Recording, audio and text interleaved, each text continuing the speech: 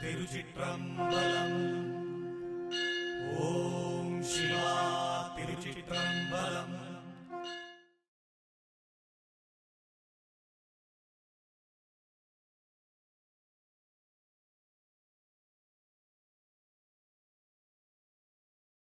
திருச்சிற்றம்பலம். குருவே சரணம். நம சிவாய், நம சிவாய், நம ಶಿವಾಯ್. ಪ್ರತಿಯೊಬ್ಬರು ಅರ್ಥ ಮಾಡಿಕೊಳ್ಬೇಕಾದ ವಿಚಾರ ಏನಂತ ಹೇಳಿದರೆ, ನಾವು ಎಲ್ಲಿಂದ ಬಂದೆವು, ಯಾಕೆ ಬೇಕಾಗಿ ಬಂದೆವು ಅಂತೇಳಿ ನಮಗೆ ಗೊತ್ತಿಲ್ಲ. ನಾವು ಬಂದಿದ್ದೇವೆ, ಏನು ಮಾಡಬೇಕು ಎಂಬ ಜ್ಞಾನ ನಮ್ಮೊಳಗಿರಬೇಕು. ಪ್ರತಿಯೊಬ್ಬರು ಈ ಪ್ರಪಂಚದಲ್ಲಿ ಹುಟ್ಟಿದ ಪ್ರತಿಯೊಂದು ಜೀವರಾಶಿಗಳಿಗೂ ಮುಂದಿನ ಜನ್ಮದ ಅರಿವಿದೆ. ಮುಂದಿನ ಜನ್ಮದ ಅರಿವು ಪ್ರತಿಯೊಂದು ಜೀವರಾಶಿಗಳಿಗೂ ಇದೆ. ಆದರೆ ಮಾನವ ಜೀವರಾಶಿಗೆ ಮುಂದಿನ ಜನ್ಮದ ಅರಿವಿಲ್ಲ. ಆದ ಕಾರಣ ಹೇಳೋದು, ನಾವು ಹೇಗೆ ಬಂದೆವು, ಎಲ್ಲಿಂದ ಬಂದೆವು ಬೇಡ. ನಾವು ಯಾಕೆ ಬೇಕಾಗಿ ಭೂಮಿಗೆ ಬಂದೆವು, ಯಾಕೆ ಬೇಕಾಗಿ ಮನುಷ್ಯ ಜನ್ಮವನ್ನು ತಾಳಿದೆವು ಎಂಬ ಅರಿವಿದ್ದರೆ ಸಾಕು. ಮುಖ್ಯವಾಗಿ ಹೇಳೋದು, ಒಂದು ಭೈರವಾದರೂ ಸರಿ, ಒಂದು ಕೋಳಿ ಆದರೂ ಸರಿ, ಒಂದು ಹಸು ಆದರೂ ಸರಿ, ಒಂದು ಹಂದಿ ಆದರೂ ಸರಿ, ಯಾವುದೇ ಒಂದು ಜೀವರಾಶಿ ಆದರೂ ಸರಿ, ಎಲ್ಲ ಜೀವರಾಶಿಗಳಿಗೆ ನನಗೆ ಮುಂದಿನ ಜನ್ಮಕ್ಕೆ ಹೋಗಬೇಕು, ನನಗೆ ಮುಂದಿನ ಜನ್ಮಕ್ಕೆ ಹೋಗಬೇಕು, ನಾನು ಪವಿತ್ರ ಆಗಬೇಕು ಎಂಬ ಸತ್ಯದ ಸ್ಥಿತಿಯ ಅರಿವು ಅದಕ್ಕಿದೆ. ಆದರೆ ಮನುಷ್ಯ ಜನ್ಮಕ್ಕೆ ಮಾತ್ರ ಅರಿವಿಲ್ಲ.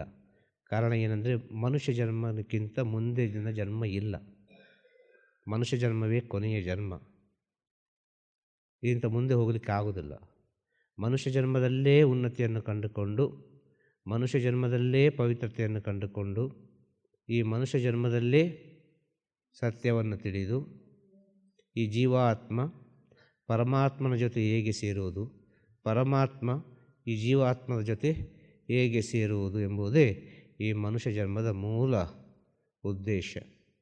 ಕೊನೆಯ ಜನ್ಮ ಇದು. ಕೊನೆಯ ಜನ್ಮದಲ್ಲಿ ಮುಗೀತು ಅಂತ ಅರ್ಥ ಅಲ್ಲ. ಈ ಜನ್ಮದಲ್ಲಿ ನೀನು ಏನು ಮಾಡ್ತಿ, ಎಲ್ಲ ಜನ್ಮವನ್ನು ದಾಟಿ ನೀನು ಮನುಷ್ಯ ಜನ್ಮಕ್ಕೆ ಬಂದಿದ್ದಿ. ಈ ಮನುಷ್ಯ ಜನ್ಮದಲ್ಲಿ ನೀನು ಏನು ಮಾಡ್ತಿ ಎಂಬುದೇ ಇಲ್ಲಿರೋದು ವಿಚಾರ. ಆದ ಕಾರಣ ಈ ಮನುಷ್ಯ ಜನ್ಮ ಎಂಬುದು ಪವಿತ್ರ. ಆದ ಕಾರಣ ಈ ಮನುಷ್ಯನ ಕೈಯಲ್ಲಿ ಎಲ್ಲವೂ ಅಡಗಿದೆ. ಪ್ರಪಂಚವನ್ನು ಉಳಿಸುವುದು ಮನುಷ್ಯನೇ, ಪ್ರಪಂಚವನ್ನು ಅಳಿಸುವುದು ಮನುಷ್ಯನೇ. ದೇವರು ಇದ್ದಾರೆ ಅಂತ ಹೇಳುವುದು ಮನುಷ್ಯನೇ, ದೇವರು ಇಲ್ಲ ಅಂತ ಹೇಳುವುದು ಮನುಷ್ಯನೇ. ಗುರು ಎಂಬ ಪವಿತ್ರ ಸ್ಥಿತಿಯನ್ನು ಕೊಟ್ಟದ್ದು ಮನುಷ್ಯನೇ, ಗುರು ಎಂಬ ಕಳಂಕವನ್ನು ಕೊಟ್ಟದ್ದು ಮನುಷ್ಯನೇ. ಎಲ್ಲವನ್ನು ಮಾಡಿದ್ದು ಮನುಷ್ಯನೇ. ಯಾರಿಗೆ ಸತ್ಯದ ಅರಿವಾಗ್ತದೆ? ಮುಖ್ಯವಾಗಿ ಒಂದು ಗುರುಗಳಾದವರು ಯಾವ ರೀತಿಯ ಭಕ್ತರನ್ನು ಸ್ವೀಕರಿಸ್ತಾರೆ, ಇದು ಬಹಳ ಮುಖ್ಯವಾದ ವಿಚಾರ.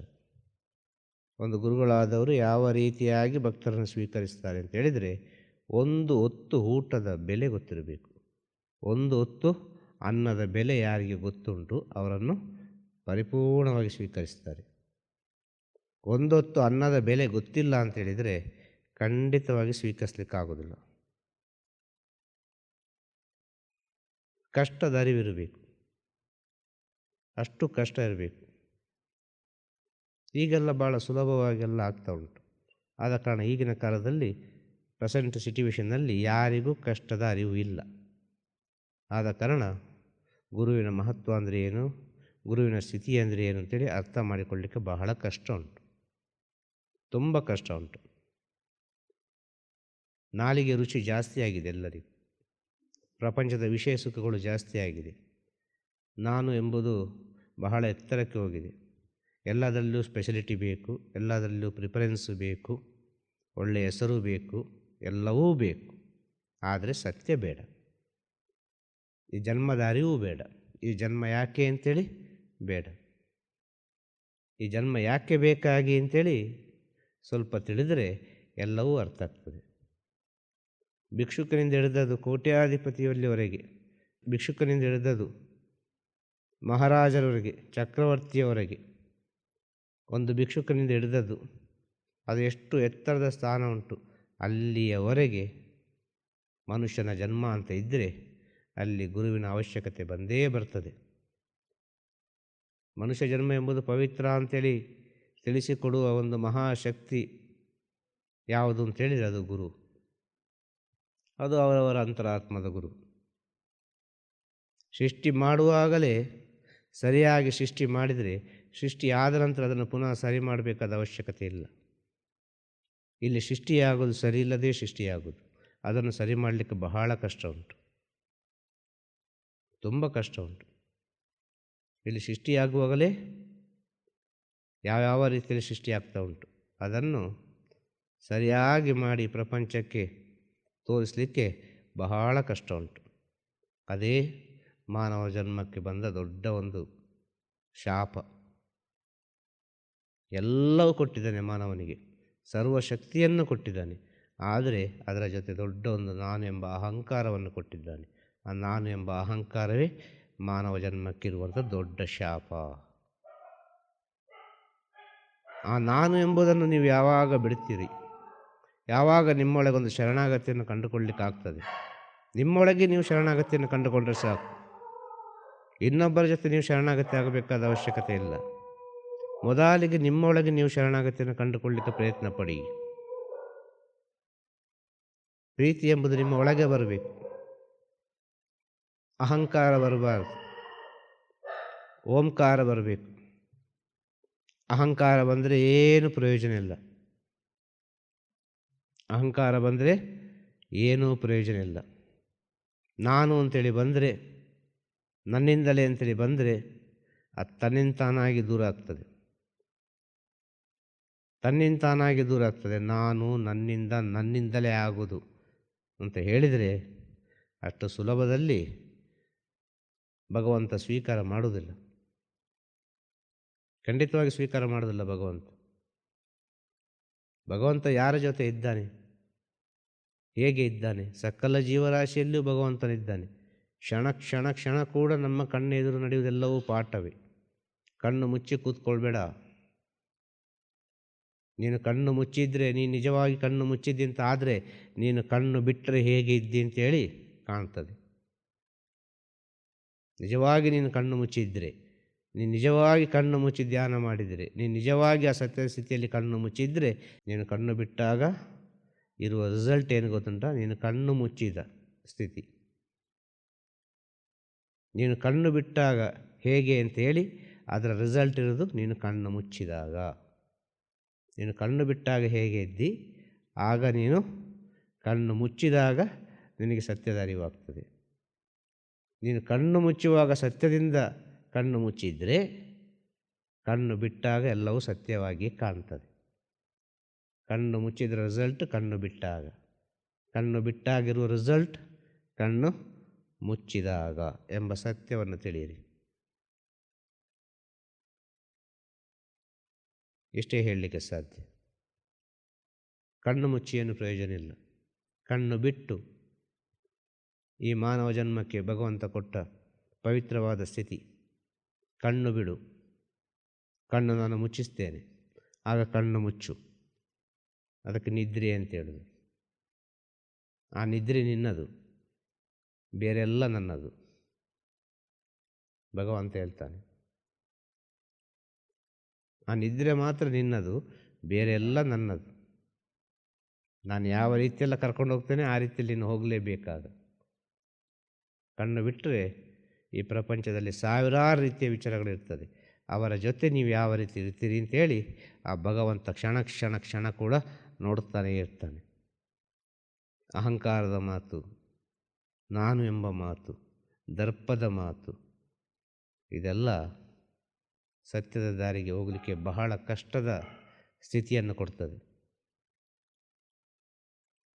ಆದ ಕಾರಣ ಹೇಳೋದು, ನಿಮ್ಮ ಒಳಗೆ ನೀವು ಶರಣಾಗತಿ ಆಗಲಿಕ್ಕೆ ಕಲಿಯಿರಿ ಮೊದಲು.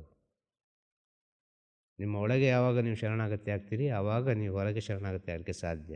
ನಿಮ್ಮ ಒಳಗೆ ನಾನು ನಾನು ನಾನು ಅಂತ ಇದ್ದರೆ ಅದು ಬಹಳ ಕಷ್ಟ, ತುಂಬ ಕಷ್ಟ. ಗುರುವಿನ ಸೇವೆ ಮಾಡುವ ಗುರುವನ್ನೇ ಕಣ್ಣಿಗೆ ಕಾಣಬೇಕು ಹೊರತು ಬಾಕಿ ಇದ್ದವ್ರನ್ನೆಲ್ಲ ಕಣ್ಣಿಗೆ ಕಂಡ್ರೆ ಬಹಳ ಕಷ್ಟ. ಅರ್ಥ ಆಗ್ತಾ ಹೇಳೋದು? 1000 ವಿಚಾರಗಳು ಬರ್ತದೆ ಗುರು ಸೇವೆ ಮಾಡುವಾಗ, ಅಷ್ಟು ಸುಲಭ ಇಲ್ಲ. ಏನೋ ಗುರು ಸೇವೆ ಮಾಡಬೇಕು, ಏನೋ ಒಂದು ಗುರುಗಳ ಹತ್ತಿರ ಇರಬೇಕು ಅಂತ ಹೇಳಿದರೆ ಇದು ಹಾಗೂ ಹೋಗೋ ವಿಚಾರ ಅಲ್ಲ. ಇದು ಅವರವರ ಆಸೆಯನ್ನು ಮುಗಿಸಿ ಬರಲಿಕ್ಕೆ ಹೇಳೋದು ಗುರು. ನಿಮ್ಮ ಆಸೆಯನ್ನು ಮುಗಿಸಿ ಬನ್ನಿ. ಆದ ಕಾರಣ ಗುರು ಭಕ್ತರು, ಭಗವಂತ ಮತ್ತು ಭಕ್ತ. ಭಗವಂತ ಮತ್ತು ದಾಸ ಆಗಲಿಲ್ಲ, ಗುರು ಮತ್ತು ಶಿಷ್ಯ ಆಗಲಿಲ್ಲ, ಭಕ್ತ ಆಗಿದ್ದಾನೆ ಅಷ್ಟೇ. ಭಕ್ತನಿಗೆ ಯಾಕೆ ಭಕ್ತ ಅಂತ ಹೇಳೋದು?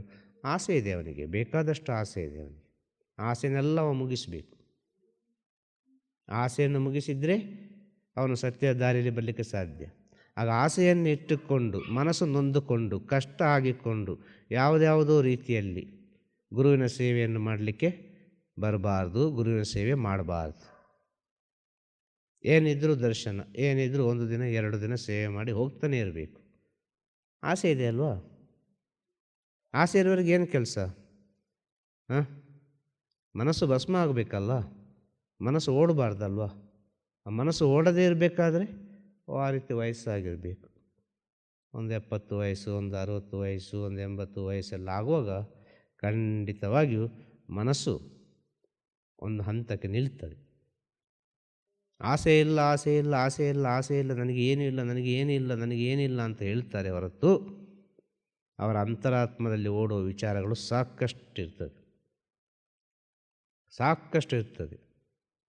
ಮೊದಲಿಗೆ ನಾನು ಚೆನ್ನಾಗಿದ್ದರೆ ಸಾಕು. ನನ್ನ ಸುತ್ತ ಇದ್ದವರು ಹೇಗಿದ್ದರೂ ಪರವಾಗಿಲ್ಲ, ನಾನು ಚೆನ್ನಾಗಿರಬೇಕು. ಕಷ್ಟಪಡಲಿಕ್ಕೆ ಭಾಳ ಕಷ್ಟ ಆಗ್ತದೆ, ತಗೊಳ್ಳಿಕ್ಕೆ ಭಾಳ ಸುಲಭವಾಗ್ತದೆ. ಕಷ್ಟಪಡಲಿಕ್ಕೆ ಕಷ್ಟ ಆಗ್ತದೆ, ಆದರೆ ಏನೋ ಒಂದು ತಗೊಳ್ಳಿಕ್ಕೆ ತುಂಬ ಸುಲಭ ಆಗ್ತದೆ. ನೀನು ಕಷ್ಟಪಟ್ಟು ತಗೊಳ್ಳ, ಸುಲಭದಲ್ಲಿ ತಗೊಳ್ಬೇಡ. ಕಷ್ಟಪಟ್ಟು ತಗೊಂಡ್ರೆ ನಿಮಗೆ ಗೊತ್ತಾಗ್ತದೆ ಅದರ ವ್ಯಾಲ್ಯೂ ಏನು, ಅದರ ಬೆಲೆ ಏನು ಅಂತೇಳಿ. ಕಷ್ಟಪಡದಿದ್ರೆ ಏನು ಗೊತ್ತಾಗ್ತದೆ ನಿಮಗೆ? ಇಲ್ಲಿ ಕಷ್ಟಪಡದೆ ಯಾವುದುಂಟು? ಇಲ್ಲಿ ಕಷ್ಟಪಡದೆ ಯಾವುದುಂಟು ಅಂತ ಹೇಳೋದು? ಆ ಬಿಸಿಲಲ್ಲಿ ಯಾವ್ಯಾವ ರೀತಿ ಮಳೆ, ಚಳಿ, ಗಾಳಿಯನ್ನು ಸಹಿಸಿಕೊಂಡು ಒಂದು ನಾಯಿ ಮನೆಯ ಯಜಮಾನನನ್ನು ಹೊರಗೆ ಅಷ್ಟು ಸಂತೋಷದಲ್ಲಿ ಕಾಯ್ತದೆ ಅಂತ ಹೇಳಿದರೆ ಅದು ಅದಕ್ಕಿರುವ ಕಷ್ಟ, ಅದಕ್ಕಿರುವ ಜನ್ಮ, ಅದು ಮಾಡಿದ ತಪ್ಪಿಗೆ ಅದಕ್ಕಿರುವ ಸ್ಥಿತಿ ಅಲ್ವಾ? ಸ್ವಲ್ಪ ಸೂಕ್ಷ್ಮವಾಗಿ ಯೋಚನೆ ಮಾಡಿ ನೀವು. ಅದು ಅದರ ಜನ್ಮ, ಅದಕ್ಕಿರುವ ಸ್ಥಿತಿ, ಕರೆಕ್ಟಾಗಿ ಅದು ಮಾಡ್ತಾ ಉಂಟು. ಅದೇ ರೀತಿ ಒಂದು ಮನೆ ಅಂತ ಇದ್ದರೆ ಆ ಮನೆಯ ಯಜಮಾನನ್ನು ಅರ್ಥ ಮಾಡಿಕೊಳ್ಳದಿದ್ದರೆ, ಆ ಮನೆಯಲ್ಲಿರುವವರನ್ನು ಅರ್ಥ ಮಾಡಿಕೊಳ್ಳದಿದ್ದರೆ ಆ ಮನೆಯವರಿಗೆ ಹೇಗೆ ಆಗ್ಬೋದು? ಒಂದು ಯಜಮಾನ 4 ಜನ ಮಕ್ಕಳಿದ್ದಾರೆ, ಗಂಡ ಹೆಂಡತಿ ಮಕ್ಕಳಿದ್ದಾರೆ, ಮನೆಯಿಂದ ಹೋಗ್ತಾನೆ, 1000 ರೀತಿಯಲ್ಲಿ ಯಾವುದೋ ಒಂದು ರೀತಿಯಲ್ಲಿ ಹೋಗಿ ಏನೋ ಸಂಪಾದನೆ ಮಾಡಿ ಬಂದು ಮನೆಯನ್ನೆಲ್ಲ ನಡೆಸ್ತಾ ಇರ್ತಾನೆ. ಆ ಯಜಮಾನನ ಬಗ್ಗೆ ಸ್ವಲ್ಪ ಅರಿವಿಲ್ಲದಿದ್ದರೆ ಆ ಯಜಮಾನನಿಗೆ ಹೇಗಿರ್ಬೋದು? ಆಗ ಯಜಮಾನ ಎಲ್ಲ ವಿಚಾರಗಳು ಗೊತ್ತಾಗೋದು ಯಾವಾಗ ಗೊತ್ತುಂಟ? ಯಜಮಾನ ಹೋದ ಮೇಲೆ. ಆಗ ಹೇಳ್ತಾರೆ ಎಲ್ಲರೂ, ಭಾಳ ಚೆನ್ನಾಗಿತ್ತಪ್ಪ, ಚೆನ್ನಾಗಿ ನೋಡ್ತಾ ಇದ್ರು ಅಂತೇಳಿ. ಪ್ರೀತಿ ಎಂಬುದು ಹತ್ತಿರ ಇರುವಾಗಿರುವ ವಿಚಾರ ಅಲ್ಲ, ಪ್ರೀತಿ ಎಂಬುದು ದೂರವಾದಾಗಿರುವ ವಿಚಾರ. ಪ್ರೀತಿ ಎಂಬುದು ಯಾವಾಗ ನಾವು ದೂರ ಮಾಡ್ತೇವೋ ಆವಾಗ ಪ್ರೀತಿಯ ಮಹತ್ವ ಗೊತ್ತಾಗೋದು. 24 ಗಂಟೆ ಜೊತೆ ಇರುವಾಗ ಪ್ರೀತಿಯ ಮಹತ್ವ ಗೊತ್ತಾಗಲಿಕ್ಕೆ ಸಾಧ್ಯನೇ ಇಲ್ಲ. ಯಾವಾಗ ಸ್ವಲ್ಪ ದೂರ ಹೋಗ್ತದೆ, ಕಣ್ಣಿಗೆ ಕಾಣೋದಿಲ್ಲ, ಆವಾಗ ಪ್ರೀತಿಯ ಮಹತ್ವ ಅಂದರೆ ಅಂತ ಗೊತ್ತಾಗೋದು. ಆಗ ನಾನು ಏನು ಮಾಡಿದೆ ಅಂತ ಗೊತ್ತಾಗೋದು, ಎಲ್ಲಿ ತಪ್ಪಾಗಿದೆ ಅಂತ ಗೊತ್ತಾಗೋದು. ಹೇಳೋದು ಅರ್ಥ ಆಯ್ತಾ? ಒಂದು ಹಾಡಿದೆ ಎಂತ ಗೊತ್ತಾ? ಒಳ್ಳೆ ಒಂದು ಹಾಡು, ಅದು ಭಾಳ ಖುಷಿ ಆಯಿತು ನನಗೆ ಆ ಹಾಡು ಕೇಳಿ. ನಿನ್ನ ನೀನು ಮರೆತರೇನು ನಿನಗೆ ಸುಖವಿದೆ, ತನ್ನ ತನವ ಮರೆತರೇನು ಸುಖವಿದೆ ಅಂತೇಳಿ ಒಂದೇನೊಂದು ಹಾಡು, ಸಿನಿಮಾದ ಹಾಡು. ಆದರೆ ಅದು ಸಿನಿಮಾದ ಹಾಡಲ್ಲ, ಅದು ಯಾರೋ ಮಹಾಜ್ಞಾನಿಗಳು ಹೇಳಿದ ವಿಚಾರವನ್ನು ಸಿನಿಮಾದಲ್ಲಿ ಹಾಡಿ ತೋರಿಸಿದ್ದಾರೆ ಅಷ್ಟೇ. ಸತ್ಯವಾದ ಹಾಡದು. ಅವನವನಿಗೆ ಅಂತಲೇ ಒಂದು ಸ್ಥಿತಿ ಇದೆ. ಅವನವನ ಸ್ಥಿತಿಯನ್ನು ಅವನು ಮರೆತುಕೊಂಡ್ರೆ, ಅವನವನ ತನವನ್ನು ಮರೆತುಕೊಂಡ್ರೆ ಏನು ಪ್ರಯೋಜನ ಉಂಟು? ಭಾಳ ಚೆನ್ನಾಗಿ ಹೇಳಿದ್ದಾರೆ. ಕೋಗಿಲೆ ತಾನು ಹಾಡುವುದನ್ನು ನಿಲ್ಲಿಸುವುದೇ ಅಂತ. 2-3 ಶಬ್ದಗಳು ಬರ್ತದೆ ಅಲ್ಲಿ. ಹಕ್ಕಿಯು ಹಾರುವುದನ್ನು ನಿಲ್ಲಿಸ್ತದ, ಕೋಗಿಲೆ ಹಾಡುವುದನ್ನು ನಿಲ್ಲಿಸ್ತದ. ದುಂಬಿ ಮಕರಂದವನ್ನು ಈರುವುದು ನಿಲ್ಲಿಸ್ತದ. ನದಿ ಸಾಗರವನ್ನು ಸೇರುವುದು ನಿಲ್ಲಿಸ್ತದ. ಅನೇಕ ರೀತಿಯ ಒಂದು ವಿಚಾರಗಳಿದೆ. ಈ ಹಾಡನ್ನು ಕೇಳಿ ಒಂದು ಸಲ ಎಲ್ಲರೂ. ಅದರ ತನವನ್ನು ಅದದು ಮರೆಯುವುದಿಲ್ಲ. ಅದರ ಡ್ಯೂಟಿಯನ್ನು ಅದು ಚೆನ್ನಾಗಿ ಮಾಡ್ತಾ ಉಂಟು. ಆದರೆ ಇಲ್ಲಿ ಮನುಷ್ಯ ಯಾಕೆ ಈ ರೀತಿ ಮಾಡ್ತಾ ಇದ್ದಾನೆ? ಅವನಿಗೆ ಯಾಕೆ ಇವನ ಅರಿವಿಲ್ಲ? ಇವನ ತನವನ್ನು ಇವನು ಯಾಕೆ ಬಿಟ್ಟ?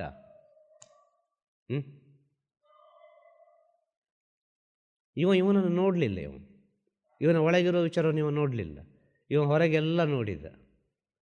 ಈ ಕಲರ್ಫುಲ್ ಲೈಫ್ ಬೇಕಾಯ್ತು ಇವನಿಗೆ, ಬ್ಯೂಟಿಫುಲ್ ಲೈಫ್ ಬೇಕಾಯ್ತು ಇವನಿಗೆ, ಈ ಮಾಯಾ ಲೈಫ್ ಬೇಕು ಇವನಿಗೆ. ಏನು ಪ್ರಯೋಜನ ಉಂಟು? ಏನು ಪ್ರಯೋಜನ ಇಲ್ಲ. ಇಲ್ಲೆಲ್ಲ ಪ್ರಯೋಜನ ಇರೋದು ತನ್ನ ಒಳಗೆ ಆಗುವ ವಿಷಯಕ್ಕೆ ಇರುವ ಪ್ರಯೋಜನ, ತನ್ನ ಒಳಗೆ ಆಗುವ ವಿಚಾರಕ್ಕಿರುವ ಬಹುಮಾನ, ತನ್ನ ಒಳಗೆ ಆಗುವ ವಿಚಾರಕ್ಕಿರುವ ಅವಮಾನ. ಎಲ್ಲವೂ ತನ್ನ ಒಳಗಿಂದ ಬರುವುದು. ಶಾಂತತೆ ಬೇಕು, ತಾಳ್ಮೆ ಇರಬೇಕು, ಪ್ರೀತಿ ಇರಬೇಕು, ಒಗ್ಗಟ್ಟಿರಬೇಕು. ಪ್ರತಿಯೊಂದು ವಿಚಾರವನ್ನು ಸಹಿಸಿಕೊಳ್ಳುವ ಗುಣ ಇರಬೇಕು. ಇಲ್ಲದ್ರೆ ಪ್ರಯೋಜನಕ್ಕೆ ಬರೋದಿಲ್ಲ. ಆಸೆ ಇಲ್ಲ ಅಂತ ಹೇಳಿದವರಿಗೆ ಆಸೆ ಬರೋದು ಜಾಸ್ತಿ. ಆಸೆ ಇಲ್ಲ ಅಂತ ಹೇಳಿದವರಿಗೆ ಆಸೆ ಬರೋದು ಜಾಸ್ತಿ. ಆಸೆ ಇಲ್ಲ ಅಂತ ಹೇಳಿದವರಿಗೆ ಎಲ್ಲ ವಿಚಾರಗಳು ಸೃಷ್ಟಿಯಾಗೋದು ಜಾಸ್ತಿ. ಆಸೆ ಇಲ್ಲದೆ ಬದುಕಲಿಕ್ಕೆ ಸಾಧ್ಯವಾ? ನಾನು ಎಂಬುದನ್ನು ಬಿಟ್ಟು ಬದುಕಲಿಕ್ಕೆ ಸಾಧ್ಯವಾ? ಅರೆಶೊಡ್ಡರುಗಳನ್ನು ಬಿಟ್ಟು ಬದುಕಲಿಕ್ಕೆ ಸಾಧ್ಯವಾ? ಬದುಕಲಿಕ್ಕೆ ಸಾಧ್ಯ ಇಲ್ಲ. ಇದೆಲ್ಲ ಭಗವಂತ ಕೊಟ್ಟ ವರ. ಆ ವರದಲ್ಲೇ ಶಾಪ, ಶಾಪದಲ್ಲೇ ವರ. ಭಗವಂತ ಎರಡನ್ನು ಕೊಟ್ಟ. ವರವೂ ಕೊಟ್ಟ, ಒಂದು ಶಾಪವೂ ಕೊಟ್ಟ. ನೀನು ಇದನ್ನು ಯಾವ ರೀತಿ ಉಪಯೋಗಿಸಿಕೊಂಡು ಹೋಗ್ತಿ, ಅದು ನಿನಗೆ ವರವೂ ಆಗ್ಬೋದು, ಶಾಪವೂ ಆಗ್ಬೋದು. ಹೋಗ್ಬೇಕಲ್ಲ ಮುಂದೆ, ಎಲ್ಲ ಜೀವರಾಶಿಗಳನ್ನು ಪ್ರಯಾಣ ಮಾಡಬೇಕಲ್ಲ. ಮನುಷ್ಯ ಜನ್ಮದ ಅರಿವು ಗೊತ್ತಾಗೋದು ಯಾವ ಗೊತ್ತಾ? ನಾಯಿ ಜನ್ಮದಲ್ಲಿ. ಮನುಷ್ಯ ಜನ್ಮದ ಅರಿವು ಗೊತ್ತಾಗೋದು ಯಾವ ಗೊತ್ತಾ? ಹಸುವಿನ ಜನ್ಮದಲ್ಲಿ. ಮನುಷ್ಯ ಜನ್ಮದ ಅರಿವು ಗೊತ್ತಾಗೋದು ಯಾವ ಗೊತ್ತಾ? ಇನ್ನು ಹಲವಾರು ಜೀವರಾಶಿಗಳು ಮನಸ್ಸಲ್ಲಿ ಸುತ್ತಾಡಿಕೊಂಡಿರ್ತದಲ್ವ, ಇದಕ್ಕೆಲ್ಲ ಮನುಷ್ಯ ಜನ್ಮದ ಅರಿವು ಭಾಳಷ್ಟು ಗೊತ್ತಾಗ್ತದೆ. ಅದು ನೆನೆಸ್ತಾ ಇರ್ತದೆ, ಅದು ಪ್ರಾರ್ಥನೆ ಮಾಡ್ತಾನೆ ಇರ್ತದೆ. ಈಗ ಇಲ್ಲಿ 1000 ನಾಯಿಗಳುಂಟು. ಈ ನಾಯಿಗಳು ಪ್ರಾರ್ಥನೆ ಮಾಡ್ತಾನೆ ಇರ್ತದೆ. ಹೇಳೋದು ವಿಷಯ ದೈವಿಕ ಭಾಷೆಯಲ್ಲಿ ಭೈರವ, ಆಡು ಭಾಷೆಯಲ್ಲಿ ನಾಯಿ. ತನ್ನ ಯಜಮಾನನ್ನು ನೋಡುವಾಗ, ತನ್ನ ಸುತ್ತಮುತ್ತಲು ಎಲ್ಲರನ್ನು ನೋಡುವಾಗ, ನಾನು ಯಾವಾಗಪ್ಪ ಈ ಜನ್ಮದಲ್ಲಿ ಬರೋದು, ನಾನು ಯಾವಾಗ ಈ ರೀತಿಯಾಗಿ ಹೋಗೋದು, ನಾನು ಯಾವಾಗ ಈ ರೀತಿಯಾಗಿರೋದು, ಎಷ್ಟು ಪವಿತ್ರವಾದ ಜನ್ಮ ಅಲ್ವಾ ಅಂಥೇಳಿ ಮೃಗಗಳು ಹೇಳ್ತದೆ. ಆಸೆ ಪಟ್ಟು ಬರ್ತದೆ, ಎಲ್ಲವನ್ನು ಸಹಿಸಿಕೊಳ್ತದೆ, ಎಲ್ಲವನ್ನು ದಾಟಿ ಬರ್ತದೆ. ಮನುಷ್ಯ ಜನ್ಮಕ್ಕೆ ಬಂದ ಕೂಡಲೇ ಎಲ್ಲವೂ ಮರೆತೋಗ್ತದೆ. ನಾನು ಎಂಬುದು ಬಲವಾಗಿ ನಿಲ್ತದೆ. ಆ ನಾನು ಎಂಬುದನ್ನು ನೀವು ಯಾವ ರೀತಿ ಉಪಯೋಗಿಸಿಕೊಳ್ತೀರಿ ಅದರ ಮೇಲೆ ಎಲ್ಲವೂ ಅಡಗಿದೆ ಅಂತೇಳಿ. ಇವತ್ತು ಆಧ್ಯಾತ್ಮಿಕ ಜ್ಞಾನ ಮಾರ್ಗ ಎಂಬುದು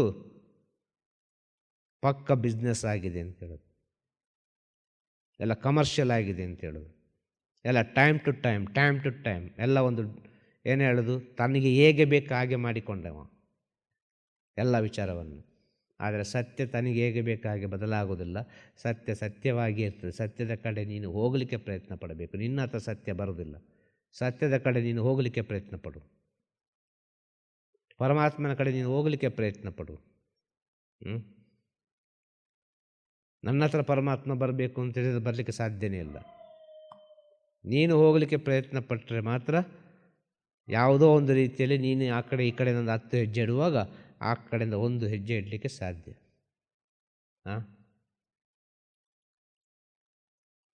ಆ ಪ್ರಯತ್ನ ಪಡೋದು ಎಂಬುದು ಏನು? ಆ ಪ್ರಯತ್ನ ಪಡುವುದು ಅಂದರೆ ಏನು ಅಂತೇಳಿ ನಮ್ಮ ಹಿರಿಯರ ಮಾತನ್ನು ಕೇಳೋದು, ಗುರು ಹಿರಿಯರ ಮಾತನ್ನು ಕೇಳೋದು. ಅವರು ಏನು ಹೇಳಿದ್ದಾರೆ ಅದೇ ರೀತಿ ಹೋಗ್ಲಿಕ್ಕೆ ಆಗ್ತದಾ ಅಂತ ಪ್ರಯತ್ನ ಪಡೋದು. ಏನು ಸಾಧನೆ ಮಾಡಬೇಕಾಗಿಲ್ಲ, ಹೇಳಿದ್ದನ್ನು ಅನುಸರಿಸಿದರೆ ಸಾಕು, ಅದೇ ದೊಡ್ಡ ಸಾಧನೆ. ಜೀವನವೇ ದೊಡ್ಡ ಸಾಧನೆ, ಅದರಲ್ಲಿ ಸಂಸಾರ ಎಂಬುದು ಅತಿ ದೊಡ್ಡ ಸಾಧನೆ. ಮನುಷ್ಯನ ಜೀವನವೇ ಒಂದು ಸಾಧನೆ ಅಂತ ಹೇಳೋದು. ಇಲ್ಲಿ ಸಾಧನೆಗೆ ಅಂತೇಳಿ ಬೇರೆ ಕೂತುಕೊಳ್ಳಲಿಕ್ಕೇನಿಲ್ಲ ಅಂತ ಹೇಳೋದಿಲ್ಲ. ಮನುಷ್ಯನ ಜೀವನವೇ ದೊಡ್ಡ ಸಾಧನೆ. ಒಂದು ಸಂಸಾರ ಅಂದರೆ ಅದರಿಂದ ದೊಡ್ಡ ಸಾಧನೆ. ಆ ಸಂಸಾರದಲ್ಲಿ ಆ ಮಕ್ಕಳು ಅಂತೇಳಿ ಬಂದರೆ ಆ ಮಕ್ಕಳನ್ನು ಸಾಕಿ ದೊಡ್ಡದು ಮಾಡೋದುಂಟಲ್ವ, ಅದು ಮಹಾ ಸಾಧನೆ. ಅದು ಅಷ್ಟು ಸುಲಭ ಅಲ್ಲ. ಎಷ್ಟು ಕಷ್ಟ ಇದ್ದರೂ ಸರಿ, ಎಷ್ಟೇ ಬಡವರ ಮಕ್ಕಳಾದರೂ ಸರಿ, ಎಷ್ಟೇ ಕೋಟ್ಯಾಧಿಪತಿಗಳ ಮಕ್ಕಳಾದರೂ ಸರಿ, ಮಕ್ಕಳು ಅಂತೇಳಿ ಬಂದ ನಂತರ ಅವ್ರಿಗೆ ಏನು ಬೇಕೋ ಆ ರೀತಿಯಾಗಿ ಸೇವೆ ಮಾಡ್ತಾನೆ ಇರ್ತಾರೆ ಮಕ್ಕಳಿಗೆ ಬೇಕಾಗಿ ಅಲ್ವಾ. ಮಕ್ಕಳಿಗೆ ಬೇಕಾಗಿ ತಾಯಿ ತಂದೆ ಎಷ್ಟು ಕಡೆ ಅವಮಾನ ಆಗ್ತಾರೆ ಅಂತೇಳಿ ತಾಯಿ ತಂದೆಯವರಿಗೆ ಮಾತ್ರ ಗೊತ್ತು, ಮಕ್ಕಳಿಗೆ ಗೊತ್ತಾಗೋದಿಲ್ಲ. ಮಕ್ಕಳಿಗೆ ದುಃಖ ಆಗ್ತದೆ ಅಂತ ಮಕ್ಕಳಿಗೆ ಹೇಳೋದಿಲ್ಲ. ಹೇಳ್ತಾರಾ ಎಲ್ಲಿಯಾದರೂ? ನಾವು ಸ್ವಲ್ಪ ಸೂಕ್ಷ್ಮವಾಗಿ ಅರ್ಥ ಮಾಡಿಕೊಳ್ಬೇಕು ಎಲ್ಲ ವಿಚಾರವನ್ನು. ಒಂದು ದೇವಸ್ಥಾನ ಅಂತ ಇದ್ದರೆ ಆ ದೇವಸ್ಥಾನದಲ್ಲಿ ಒಂದು ಕಾವಲು ದೈವಗಳು ಅಂತ ಇರ್ತದೆ ಅಲ್ವಾ. ದೇವಸ್ಥಾನ ಅಂತ ಹೇಳಿದರೆ ಆ ದೇವಸ್ಥಾನದಲ್ಲಿ ಕಾವಲು ದೈವಗಳು, ಆ ದೇವರಿಗೆ ಸಂಬಂಧಪಟ್ಟ ಎಲ್ಲ ದೇವರುಗಳೆಲ್ಲ ಇರ್ತದೆ. ಆ ದೇವರಿಗೆ ಕೂಡ ಪೂಜೆ ಆಗಬೇಕು ಅಲ್ವಾ. ಯಾವ ದೇವರಿಗೆ? ಆ ಕಾವಲು ದೇವರಿಗೆ ಎಲ್ಲ ರೀತಿಯ ಪೂಜೆ ಆಗಬೇಕು. ಅದೆಲ್ಲ ಪೂಜೆ ಆದ ನಂತರ ಮತ್ತೆ ಆ ಮುಖ್ಯವಾದ ಯಾವ ದೇವರಿದ್ದರೆ ಅವರಿಗೆ ಒಂದು ಮಹಾಪೂಜೆ ಆಗ್ತದೆ. ಸತ್ಯ ಅಲ್ವಾ? ಸತ್ಯ ಅಲ್ವಾ? ಇದು ಸತ್ಯ ಅಲ್ವಾ?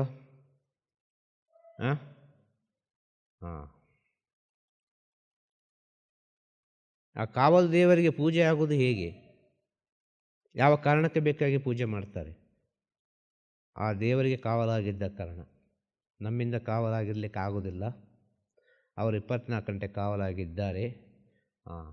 ನಾವು ಯಾವಾಗಲೋ ಒಂದು ಕಡೆ ಹೋಗಿಕೊಂಡು ಬಂದುಕೊಂಡಿರ್ತೇವೆ.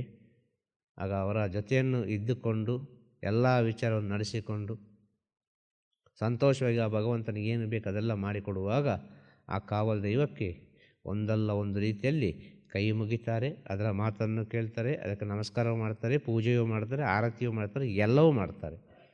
ಯಾಕೆ? ಆ ದೇವರನ್ನು ಚೆನ್ನಾಗಿ ನೋಡಿಕೊಂಡಿದ್ದಾರೆ ಅಂತೇಳಿ. ಸತ್ಯ ಅಲ್ವಾ? ಇದನ್ನು ನೀವು ಒಪ್ಪಿಕೊಳ್ಳೋದಾದರೆ, ಒಂದು ಗುರು ಒಂದು ಶಿಷ್ಯ ಅಂತ ಹೇಳಿದರೆ ಆ ಶಿಷ್ಯನ ಗುಣ ಹೇಗಿರಬೇಕು ಅಂದರೆ ಕಾವಲು ದೈವದಾಗಿರಬೇಕು.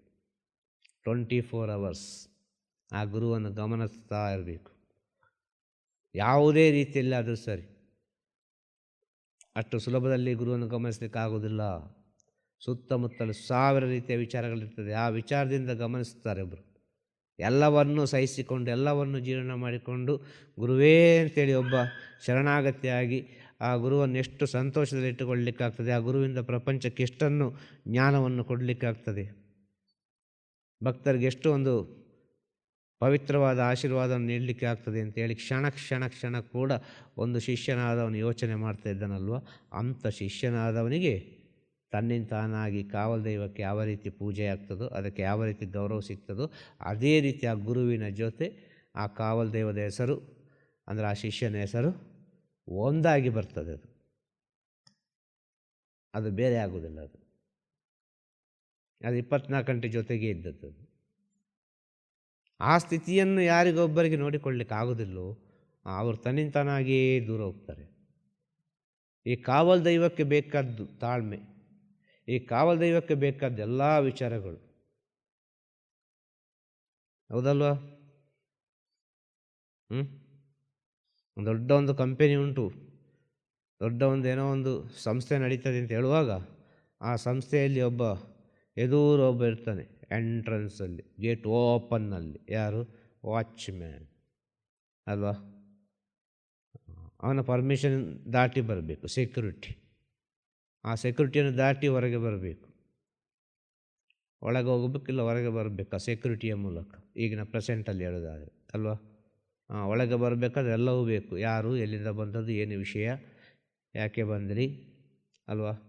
ಎಲ್ಲ ವಿಚಾರಗಳನ್ನು ನಾವು ಕೇಳ್ತಾನೆ. ಕೇಳಿದ ನಂತರ ಒಳಗೆ ಬಿಡ್ತಾನೆ. ಒಳಗೆ ಬಿಟ್ಟು ಪುನಃ ಅಲ್ಲಿ ಒಬ್ಬ ಇರ್ತಾನೆ, ಯಾರೋ ಒಬ್ಬ, ಅವನು ಕೇಳ್ತಾನೆ ಅಲ್ವಾ?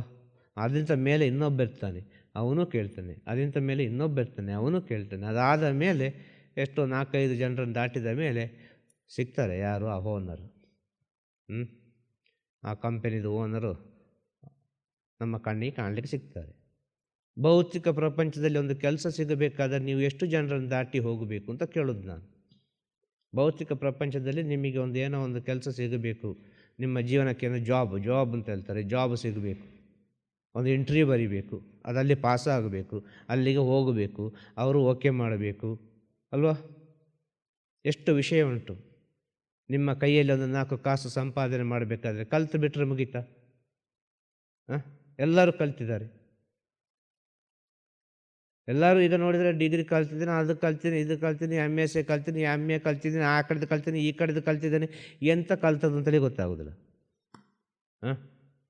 ಅವರವ್ರ ಸ್ವಾರ್ಥಕ್ಕೆ ಬೇಕಾಗಿ ಎಲ್ಲಿ ಸಹ ಕೈ ಕಟ್ಟಿ ನಿಲ್ಲಲಿಕ್ಕೆ ಆಗ್ತದೆ. ಅವರವ್ರ ಸ್ವಾರ್ಥಕ್ಕೆ ಬೇಕಾಗಿ ಎಲ್ಲಿ ಸಹ ಮಂಡಿ ಹಾಕಿ ಕೂತ್ಕೊಳ್ಳಲಿಕ್ಕೆ ಆಗ್ತದೆ. ಅವರವ್ರ ಸ್ವಾರ್ಥಕ್ಕೆ ಬೇಕಾಗಿ ಎಷ್ಟು ಸಹ ನಮಸ್ಕಾರ ಮಾಡಲಿಕ್ಕೆ ಆಗ್ತದೆ. ಅವರವ್ರ ಸ್ವಾರ್ಥಕ್ಕೆ ಬೇಕಾಗಿ ಎಷ್ಟು ಸಹ ನಗಲಿಕ್ಕೆ ಆಗ್ತದೆ. ಅವರವರ ಸ್ವಾರ್ಥಕ್ಕೆ ಬೇಕಾಗಿ, ಇನ್ನೊಬ್ಬರ ಪ್ರೀತಿಗೆ ಬೇಕಾಗಿ, ನಿಸ್ವಾರ್ಥದಿಂದ ಸೇವೆ ಮಾಡಲಿಕ್ಕೆ ಬೆರಳೆಣಿಕೆಯಷ್ಟು ವ್ಯಕ್ತಿಗಳು ಕೂಡ ಇಲ್ಲ, ಖಂಡಿತವಾಗಿಲ್ಲ. ಪರರ ಚಿಂತೆಯನ್ನು ಯಾರೊಬ್ಬ ಮಾಡ್ತಾನೋ ಅವನು ಪರಮಾತ್ಮನಾಗ್ತಾನೆ, ಖಂಡಿತವಾಗಿ. ತನ್ನ ಚಿಂತೆಯನ್ನು ಯಾರೊಬ್ಬ ಮಾಡಿಕೊಂಡಿರ್ತಾನೋ ಅವನು ಜೀವಾತ್ಮವಾಗಿ ಉಳಿತಾನೆ. ಅವ ಪರಮಾತ್ಮನಲ್ಲಿ ಐಕ್ಯ ಆಗಲಿಕ್ಕೆ ಸಾಧ್ಯನೇ ಇಲ್ಲ. ಒಂದು ಬಾಣ ಬಿಡುವಾಗ ಗುರಿ ತಪ್ಪಿದರೆ ಎಷ್ಟು ಅನಾಹುತಗಳಾಗ್ತದೆ. ಸ್ವಲ್ಪ ಪುರಾಣವನ್ನೆಲ್ಲ ಓದಿದರೆ ಕೇಳಿದರೆ ಗೊತ್ತಾಗ್ಬೋದು. ಒಂದು ಬಾಣ ಪ್ರಯೋಗ ಮಾಡುವಾಗ ತಪ್ಪಾಗಿ ಪ್ರಯೋಗ ಆಯಿತು ಅಂತೇಳಿದರೆ ಅದರಿಂದ ಆಗುವ ಅನಾಹುತ ಎಷ್ಟು ಅಂತೇಳಿದರೆ ಒಂದು ಚರಿತ್ರೆಯೇ ಸೃಷ್ಟಿಯಾಗಿಕೊಳ್ತದೆ. ಹಾಗೆ ಒಂದು ಶಬ್ದ ಮಾತಾಡುವಾಗ ಬಹಳ ಯೋಚನೆ ಮಾಡಿ ಮಾತಾಡಬೇಕು ಅಂತ ಹೇಳೋದು. ಒಂದು ಶಬ್ದ ಹೊರಗೆ ಬರುವಾಗ ಸ್ವಲ್ಪ ಅಪ್ಪಿತಪ್ಪಿ ಬಂತು ಅಂತ ಹೇಳಿದರೆ ಆ ಶಬ್ದದಿಂದ ಆಗುವ ಅನಾಹುತವೇ ಬೇರೆ. ಒಂದು ಶಬ್ದ ಹೊರಗೆ ಹೋಯಿತು, ಒಂದು ಮಾತು ಹೊರಗೆ ಹೋಯಿತು, ಅದು 10 ಜನಕ್ಕೆ ನೋವಾಯಿತು, 10 ಜನರ ಮನಸ್ಸಿಗೆ ಏನೋ ಒಂದು ದುಃಖ ಆಯಿತು ಅಂತ ಹೇಳಿದರೆ ಅದು ಪರಮಾತ್ಮನಿಗೆ ದುಃಖ ಆಗ್ತದೆ ಎಂಬ ಸತ್ಯವನ್ನು ತಿಳಿಯಿರಿ. ಡೆಫಿನೆಟ್ಲಿ ಆಗಿ ನಿಮ್ಮಿಂದ ಯಾರಿಗೊಬ್ಬರಿಗೆ ದುಃಖ ಆಯಿತು, ನಿಮ್ಮಿಂದ ಯಾರಿಗೊಬ್ಬರಿಗೆ ಮನಸ್ಸಿಗೆ ನೋವಾಯಿತು, ನಿಮ್ಮಿಂದ ಏನೋ ಒಂದು ತಪ್ಪಾಯಿತು, ನಿಜವಾಗಿ ನೀವು ತಪ್ಪು ಮಾಡಿದ್ರಿ, ಭಗವಂತನು ಹೇಳ್ತಾನೆ. ಭಗವಂತ ಜಡ್ಜಿಮೆಂಟ್ ತಗೊಳ್ಳೋದು 10 ಜನರಿಂದ. ನೀನು ಹೇಗೆ ಅಂತೇಳಿ ಜಡ್ಜಿಮೆಂಟ್ ತಗೊಳ್ಳೋದು ನಿನ್ನ ಜೊತೆ ಒಂದು 10 ಜನರನ್ನು ನಿಲ್ಲಿಸಿ ನಿನ್ನ ಗುಣವನ್ನೆಲ್ಲ ಮೇಲೆ ಕೆಳಗೆ ಎಲ್ಲ ಗಾಳಿಸಿ ಎಲ್ಲ ಆದ ನಂತರ ಭಗವಂತ ಒಂದು ಜಡ್ಜಿಮೆಂಟ್ ತಗೊಳ್ತಾನೆ. ಆದ ಕಾರಣ ಹೇಳೋದು 10 ಜನರ ಪ್ರೀತಿಯನ್ನು ಸಂಪಾದನೆ ಮಾಡಿ ಭಗವಂತನಿಗೆ ಪ್ರೀತಿ ಆಗ್ತದೆ ನಿಮ್ಮ ಮೇಲೆ. 10 ಜನರಿಗೆ ಕೈ ಮುಗಲಿಕ್ಕೆ ಕಲೀರಿ. ಭಗವಂತನೇ ನಿಮ್ಮ ಹತ್ರ ಕಳಿಸ್ತಾನೆ. ಹೋಗಪ್ಪ ಅವನಿಗೊಂದು 10 ಕೈ ಮುಗಿದು ಬಾ, ಹೋಗಪ್ಪ ಅವನಿಗೇನೊಂದು ಸೇವೆ ಮಾಡಿ ಬಾ ಅಂತೇಳಿ ಆ ಭಗವಂತನೇ ಕಳಿಸ್ತಾನೆ. ಸೊ ನೀವು ಅದನ್ನು ಮಾಡಲಿಕ್ಕೆ ಕಲಿಯದಿದ್ದರೆ, ನಿಮ್ಮೊಳಗೆ ಅದು ಬರದಿದ್ದರೆ ಭಗವಂತ ಏನು ಮಾಡೋದು? ಭಗವಂತನಿಗೇನು ಕೆಲಸ ಇಲ್ಲ ಇಲ್ಲಿ. ಭಗವಂತ ಹೇಳಿದಾನೆ ಕೊಡೋದೆಲ್ಲ ಕೊಟ್ಟ ಆಯಿತು. ಇನ್ನು ನಿನಗಿರುವ ವಿಚಾರ, ನನಗೆಲ್ಲ ಇಲ್ಲಿ ಏನಿಲ್ಲ ಕೆಲಸ. ನನ್ನ ಕೆಲಸ ಮಾಡಲಿಕ್ಕೆ ನಿನಗೆ ಜನ್ಮ ಕೊಟ್ಟಿದ್ದೇನೆ. ನಾನು ಮಾಡೋ ಕೆಲಸವನ್ನು ನೀನು ಮಾಡು. ನಾನೆಲ್ಲರೊಳಗೆ ಇದ್ದೇನೆ ಎಂಬ ವಿಷಯವನ್ನು ಹೇಳ್ತಾನೆ ಭಗವಂತ. ಶಕ್ತಿ, ಚೈತನ್ಯ ಏನು ಬೇಕಾದರೆ ಹೇಳ್ಬೋದು. ಸುಲಭವಾಗಿ ಅರ್ಥ ಆಗಬೇಕಾದ್ರೆ ಭಗವಂತ, ಜ್ಞಾನದಲ್ಲಿ ಹೇಳಬೇಕಾದ್ರೆ ಗುರುದೇವ. ಇಷ್ಟೇ. ಮೊದಲು ನಿಮ್ಮ ಒಳಗಿನ ಪರಿವರ್ತನೆಯನ್ನು ನೀವು ಕಂಡುಕೊಳ್ಳಿ ಅಂತ ಹೇಳೋದು. ನಿಮ್ಮ ಒಳಗೆ ಏನು ಸೃಷ್ಟಿಯಾಗ್ತದೆ ಅದು ಖಂಡಿತವಾಗಿಯೂ ಈ ಪ್ರಪಂಚ ನಿಮಗೆ ತಿರುಗಿಸಿ ಕೊಟ್ಟೇ ಕೊಡ್ತದೆ. ನೀವು 1 ಕೊಟ್ಟರೆ ಅದು 10 ಕೊಡ್ತದೆ ಎಂಬ ಆತ್ಮವಿಶ್ವಾಸದಿಂದ ಜೀವನವನ್ನು ಮಾಡಿ. ಒಂದೊಂದು ಹೆಜ್ಜೆ ಇಡುವಾಗ, ಒಂದೊಂದು ಕ್ಷಣದಲ್ಲಿ ಕೂಡ ಮಾತಾಡುವಾಗ, ಒಂದೊಂದು ಕ್ಷಣದಲ್ಲಿ ಮಾಡುವ ಎಲ್ಲ ಕೆಲಸ ಕಾರ್ಯಗಳಲ್ಲಿ ಪವಿತ್ರತೆಯನ್ನು ಕಂಡುಕೊಳ್ಳಿ ಅಂತ ಹೇಳೋದು. ನಾಳೆ ಪುನಃ ಈ ಜನ್ಮ ಸಿಗ್ತದೆ ಅಂತ ಹೇಳಲಿಕ್ಕೆ ಸಾಧ್ಯ ಇಲ್ಲ. ನಾಳೆ ಏನು ಆಗ್ತದೆ ಅಂತ ಹೇಳಲಿಕ್ಕೆ ಸಾಧ್ಯ ಇಲ್ಲ. ಇವತ್ತು ನಾವು ಚೆನ್ನಾಗಿ ಇದ್ದೇವೆ, ಓಡಾಡಿಕೊಂಡಿದ್ದೇವೆ, ಏನೋ ಒಂದು ನಮ್ಮ ಕೈಲಾದ ಏನೋ ಒಂದು ಸೇವೆ ಆಗ್ತಾ ಇರ್ತದೆ. ಈ ನಾನು ಎಂಬ ಅಹಂಕಾರ ನಾಳೆ ಒಂದು ಆಕ್ಸಿಡೆಂಟ್ ಮಾಡಿ ಮಲ್ಕೊಳಿಸ್ಬೋದು. ನಾನು ಎಂಬ ಅಹಂಕಾರ ನಾಳೆ ಒಂದು ಆರೋಗ್ಯ ಸಮಸ್ಯೆ ಬಂದು ಮಲ್ಕೊಳಿಸ್ಬೋದು. ನಾನು ಎಂಬ ಅಹಂಕಾರ ಸಾವಿರ ರೀತಿಯ ಅವಮಾನವನ್ನು ತರ್ಬೋದು, ಏನೆಲ್ಲ ಮಾಡ್ಬೋದು. ಆದ ಕಾರಣ ಹೇಳಿದೆ, ಈ ಕ್ಷಣ ಎಂಬುದು ಪವಿತ್ರ. ಈ ಕ್ಷಣದಲ್ಲಿ ನಾವು ಏನು ಮಾಡಬೇಕು ಅದನ್ನು ನಾವು ಒಳ್ಳೆಯ ಮನಸ್ಥಿತಿಯಿಂದ ಮಾಡುವ, ಒಗ್ಗಟ್ಟಿನಿಂದ ಮಾಡುವ, ಪ್ರೀತಿಯಿಂದ ಮಾಡುವ. ಯಾವುದೇ ಕೆಲಸ ಕಾರ್ಯಗಳಾದರೂ ಸರಿ, ಅದು ಸಂಸಾರ ಆದರೂ ಸರಿ, ದೈವಿಕ ಆದರೂ ಸರಿ, ಸಮಾಜ ಸೇವೆ ಆದರೂ ಸರಿ, ಯಾವುದೇ ಒಂದು ಸೇವೆ ಆದರೂ ಸರಿ, ಪವಿತ್ರ ಭಾವನೆಯಿಂದ ಮಾಡುವ, ಕರುಣೆಯಿಂದ ಮಾಡುವ, ದಯದಾಕ್ಷಿಣ್ಯದಿಂದ ನಾವು ಯಾವುದೋ ಒಂದು ಸೇವೆ ಮಾಡುವ ಎಂಬ ಸ್ಥಿತಿ ನಮ್ಮೊಳಗೆ ಬರಬೇಕು. ದುಷ್ಟರ ಕಂಡರೆ ದೂರ ನಿಲ್ಲಬೇಕು ಅಷ್ಟೇ, ಬೇರೆ ಏನು ಹೇಳಲಿಕ್ಕೆ ಸಾಧ್ಯ ಇಲ್ಲ, ಚೇಂಜ್ ಮಾಡಲಿಕ್ಕೆ ಆಗೋದಿಲ್ಲ. ದುಷ್ಟರ ಕಂಡರೆ ದೂರ ನಿಲ್ಲು, ಹತ್ತಿರ ಹೋಗಬೇಡ, ಜೊತೆ ಬೆರಿಬೇಡ, ಏನು ಪ್ರಯೋಜನಕ್ಕೆ ಬರೋದಿಲ್ಲ. ಅದನ್ನೇ ಹಿರಿಯರು ಹೇಳಿದ್ದು. ಅರಿವುಂಟಲ್ಲ, ಎಲ್ಲರಿಗೂ ಅರಿವು ಉಂಟಲ್ಲ, ಎಲ್ಲರಿಗೂ ಬುದ್ಧಿ ಉಂಟಲ್ಲ, ಅವನವನಿಗೆ ಬೇಕಾದ್ದನ್ನು ಯಾವ್ಯಾವ ರೀತಿ ಪಡ್ಕೊಳ್ಬೇಕೆಂಬ ಅರಿವು ಉಂಟಲ್ಲ, ಅವನನ್ನು ಸ್ವಾರ್ಥಕ್ಕೆ ಬೇಕಾಗಿ ಅವನನ್ನು ಸ್ವಾರ್ಥಕ್ಕೆ ಬೇಕಾಗಿ ಅವನಿಗೆ ಏನೇನು ಬೇಕು ಅಂತೇಳಿ ಪಡ್ಕೊಳ್ಳುವ ಅರಿವು ಅವನಿಗಿರುವಾಗ 10 ಜನರ ಒಳಿತಿನ ಅರಿವು ಯಾಕೆ ಇಲ್ಲ? ಏನು ಮಾಡೋದು ಬೇಡ, ನನ್ನಿಂದ ಉಪದ್ರ ಆಗದಾಗೆ ನಾನು ಸುಮ್ಮನೆ ಒಂದು ಕಡೆ ಮೌನವಾಗಿ ಕೂತ್ಕೊಳ್ತೇನೆ ಎಂಬ ಸ್ಥಿತಿ ಬಂದರೆ ಸಾಕು. ಕೊನೆಯ ಪಕ್ಷ ಮೌನವಾಗಲಿಕ್ಕೆ ಕಲಿಬೇಕು ಪ್ರತಿಯೊಬ್ಬರು. ಯಾವುದು ಮೌನವಾಗಬೇಕು? ಮನಸ್ಸು ಮೌನವಾಗಬೇಕು. ಮನಸ್ಸು ಮೌನವಾದರೆ ಮಾತ್ರ ಮೌನವಾಗೋದು. ಮನಸ್ಸಿನಲ್ಲಿ ಸಾವಿರಾರು ರೀತಿಯ ಕಲ್ಮಶಗಳು ಉಂಟಾದರೆ ಆ ಸಾವಿರಾರು ರೀತಿಯಲ್ಲಿ ಸೃಷ್ಟಿಯಾಗ್ತದೆ ಅಂತ ಹೇಳೋದು. ಮೌನಕ್ಕಿರುವ ಶಕ್ತಿ ಅಷ್ಟಿಷ್ಟಲ್ಲ. ಮೌನಕ್ಕಿರುವ ಶಕ್ತಿ ಎಲ್ಲಿ ಮೌನ ಆಗಬೇಕು ಅಲ್ಲಿ ಮೌನವಾಗಬೇಕು. ಮನಸ್ಸು ಓಡಿದರೆ ಬಹಳ ಆರ್ಭಟಗಳು ಶುರುವಾಗ್ತದೆ, ಒಳಗಿಂದ ಸಾವಿರಾರು ರೀತಿಯಲ್ಲಿ ಸೃಷ್ಟಿಯಾಗ್ತದೆ. ಇದನ್ನು ನಾವು ಸ್ವಲ್ಪ ಅರ್ಥ ಮಾಡಿಕೊಂಡು ಮೌನವಾಗಿರಲಿಕ್ಕೆ ಕಲಿಯುವ ಅಂಥೇಳಿ ಒಂದು ಪ್ರತಿಜ್ಞೆಯನ್ನು ಮಾಡಬೇಕು. ಕೂಡಿದಷ್ಟು ಮಟ್ಟಿಗೆ ಮೌನವಾಗಿರುವ, ಕೂಡಿದಷ್ಟು ಮಟ್ಟಿಗೆ ಒಳ್ಳೊಳ್ಳೆ ವಿಚಾರಗಳನ್ನು ಮಾತಾಡುವ. ನನಗೆ ಒಳ್ಳೆಯ ವಿಚಾರ ಮಾತಾಡಲಿಕ್ಕೆ ಆಗೋದಿಲ್ವಾ, ನಾನು ಸ್ವಲ್ಪ ಮೌನವಾಗಿರ್ತೇನೆ ಅಂತ ಹೇಳಬೇಕು. ಆ ಮೌನ ನಮ್ಮನ್ನು ಒಳ್ಳೆ ದಾರಿ ಕರ್ಕೊಂಡು ಹೋಗ್ತದೆ. ಆ ಮೌನವಾಗುವಾಗ ಎಲ್ಲ ವಿಚಾರಗಳು ತನ್ನೊಳಗೆ ಸೃಷ್ಟಿಯಾಗ್ತದೆ. ಅರ್ಥ ಆಗ್ತಾ ಹೇಳೋದು? ಆದ ಕಾರಣ ಹೇಳೋದು ಎಲ್ಲರಿಗೂ, ನಿಮ್ಮ ಒಳಗಿನ ಪವಿತ್ರತೆಯನ್ನು ನೀವೇ ಕಂಡುಹಿಡಿಯಬೇಕು. ನಿಮ್ಮ ಸ್ಥಿತಿಯನ್ನು ನೀವೇ ಅನುಭವಿಸಬೇಕು. ಭಗವಂತ ಎಲ್ಲ ಒಳ್ಳೆಯದನ್ನೇ ಮಾಡಿದ್ದಾನೆ, ಮನುಷ್ಯ ಜನ್ಮವನ್ನು ಕರುಣಿಸಿದ್ದಾನೆ. ಈ ಮನುಷ್ಯ ಜನ್ಮದ ಸಾರ್ಥಕತೆಯನ್ನು ಈ ಭೂಮಿಯನ್ನು ಬಿಟ್ಟು ಹೋಗುವಾಗ, ಇನ್ನೊಂದು ದೇಹದ ಒಳಗೆ ಹೋಗುವ ಮುಂಚೆ ನಾವು ಪಡೆದುಕೊಂಡು ಹೋಗಬೇಕು ಅಂತ ಹೇಳೋದು.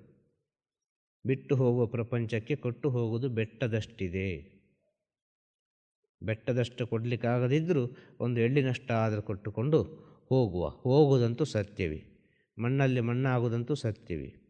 ಮಣ್ಣಲ್ಲಿ ಮಣ್ಣಾಗಿ ಹೋಗುವ ಮುಂಚೆ ಯಾವುದೋ ಒಂದು ರೀತಿಯಲ್ಲಿ ನಮ್ಮಲ್ಲಿರುವ ಒಳ್ಳೆಯ ವಿಚಾರವನ್ನು 10 ಜನರಿಗೆ ಬೇಕಾಗಿ ಬಿಟ್ಟು ಹೋಗ್ತೇವಲ್ಲ, ಅದುವೇ ಮನುಷ್ಯ ಜನ್ಮದ ಸಾರ್ಥಕತೆ. ಸತ್ತು ಹೋದ ನಂತರ ಈ ಪ್ರಪಂಚದಲ್ಲಿ ಹೇಳಬೇಕು, ಇಂಥವರೊಬ್ಬರಿದ್ದರು, ಇಂತೆಂಥ ವಿಚಾರವನ್ನು ಹೇಳ್ತಾ ಇದ್ದರು ಎಂಬ ವಿಚಾರವನ್ನು ಈ ಪ್ರಪಂಚ ಮಾತಾಡಬೇಕು. ಆಗ ಒಂದು ಸಾರ್ಥಕತೆಯನ್ನು ಕಂಡುಕೊಂಡಾಡಿ.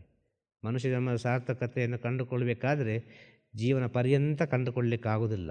ಉಸಿರಿರುವಾಗ, ಉಸಿರು ಹೋದ ನಂತರ ಹೆಸರಾದರೆ ಅದು ಖಂಡಿತವಾಗಿಯೂ ಸಾರ್ಥಕತೆ ಅಂತ ಹೇಳ್ಬೋದು. ಉಸಿರು ಹೋದ ನಂತರ ಹೆಸರಾಗಬೇಕು. ಉಸಿರಿರುವಾಗ ಉಸಿರಿನ ಬೆಲೆ ತಿಳಿಬೇಕು. ಈ ಶ್ವಾಸದ ಬೆಲೆಯನ್ನು ಯಾರೊಬ್ಬ ತಿಳಿದುಕೊಂಡಿದ್ದಾನೋ, ಈ ಶ್ವಾಸದ ಸತ್ಯವನ್ನು ಯಾರೊಬ್ಬ ತಿಳಿದುಕೊಂಡಿದ್ದಾನೋ, ಈ ಶ್ವಾಸ ಅಂದರೆ ಏನು ಅಂತೇಳಿ ಒಬ್ಬನಿಗೆ ಸರಿಯಾಗಿ ಅರ್ಥ ಆದರೆ ಡೆಫಿನೆಟ್ಟಾಗಿ ಕ್ಷಣ ಕೂಡ ಒಳ್ಳೆ ವಿಚಾರವನ್ನೇ ಯೋಚನೆ ಮಾಡ್ತಾನೆ, ಒಳ್ಳೊಳ್ಳೆ ವಿಚಾರವನ್ನೇ ಹೇಳ್ತಾನೆ. ಬೇರೆ ಏನನ್ನು ಹೇಳಲಿಕ್ಕೆ ಸಾಧ್ಯ ಇಲ್ಲ. ಕ್ಷಣ ಭಗವಂತನ ಜೊತೆವೇ ಜೀವನ ಮಾಡ್ತಾ ಇರ್ತಾನೆ. ಶ್ವಾಸದ ಬೆಲೆ, ಶ್ವಾಸದ ಮಹತ್ವ, ಶ್ವಾಸ ಅಂದರೆ ಏನು ಅಂತೇಳಿ ಗೊತ್ತಾದರೆ.